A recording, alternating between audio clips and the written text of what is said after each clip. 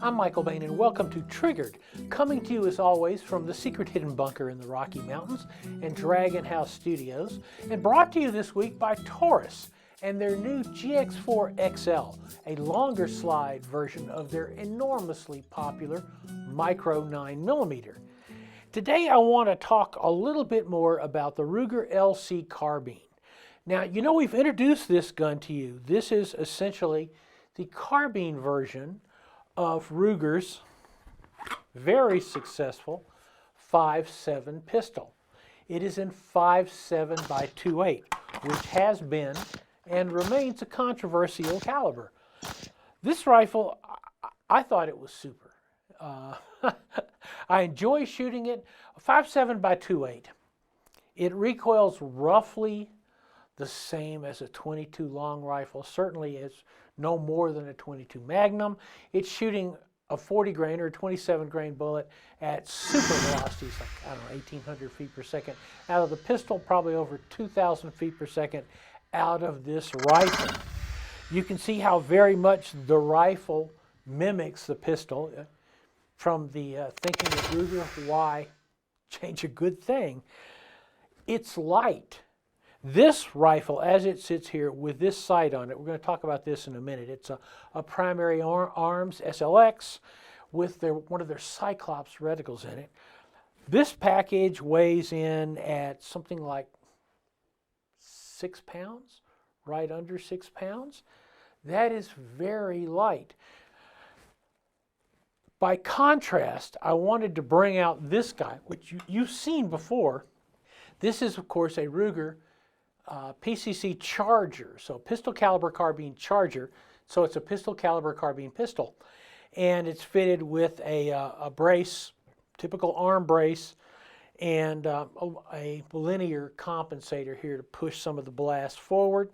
Fitted with a Lucid M7 sight, which has also a very similar reticle to the primary arms, and it uses Glock magazines. And the difference is, this gun in 9mm is almost 1.5 pounds heavier than this gun. So, and I haven't yet taken off the backup iron sights on it and changed that around. But I like shooting this gun, and more I see this gun as a valid self-defense tool, and that's where the controversy comes in on 5.7 by 28. It may have, you know, initially the same power as a 9mm out of the barrel, 115 grain 9mm, and a 5.7 by 2.8 40 grain bullet. In terms of foot-pounds of power, they're pretty much right about equal. But once again, you're shooting small, light bullets, which means you're going to limit penetrations. However, you're going to have a lot of them in a very handy package.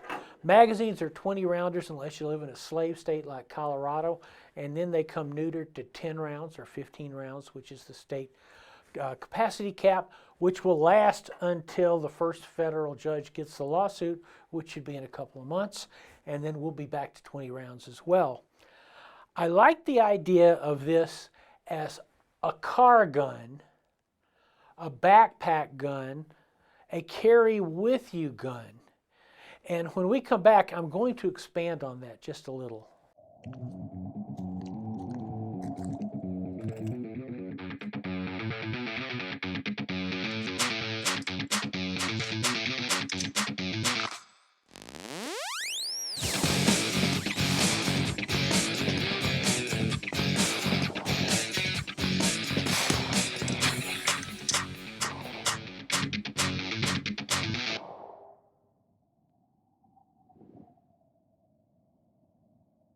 Welcome back to Triggered. We're talking about the Ruger LC Carbine 5.7 by 2.8. One of the things that I have used my PCC for is as a car gun when I travel. This gun, folded stock, fits in a backpack. So I'm not talking about a truck gun, right? So you put the truck gun in the truck until somebody comes along and steals it, and then it's a gone gun.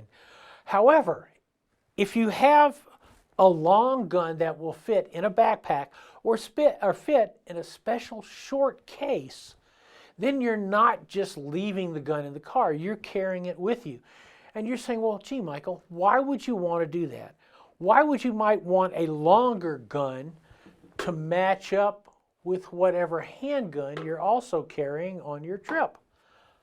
Well, I like a longer gun with me for the same reason Doc Holliday shot one of the McLaury brothers first with a shotgun blast to the chest at the OK Corral, because that particular McLaury brother was known as a rifle fighter. He was known as a gunfighter who favored the lever action rifle.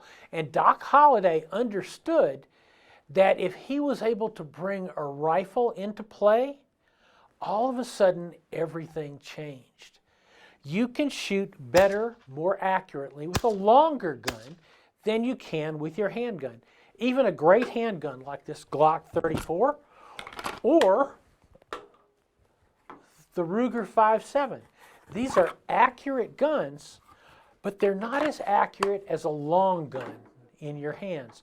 Now, the advantage is obviously the Glock and the Ruger PCC use similar magazines. A G17 length magazine or the 33 round Glocks, which I've had for 2 forevers. Or with the 5.7x2.8, you have the 20 rounders, and there are 10 round magazine extensions, 5 round magazine extensions available for the Ruger 5.7. Also, take a look at this. If you're traveling and you've got this in a backpack, this is 100 rounds of 5.7x2.8. This is 100 rounds of 9mm. Notice the difference. Lighter, smaller. Once again, we're talking about a backpack gun, a gun that you can pack with you.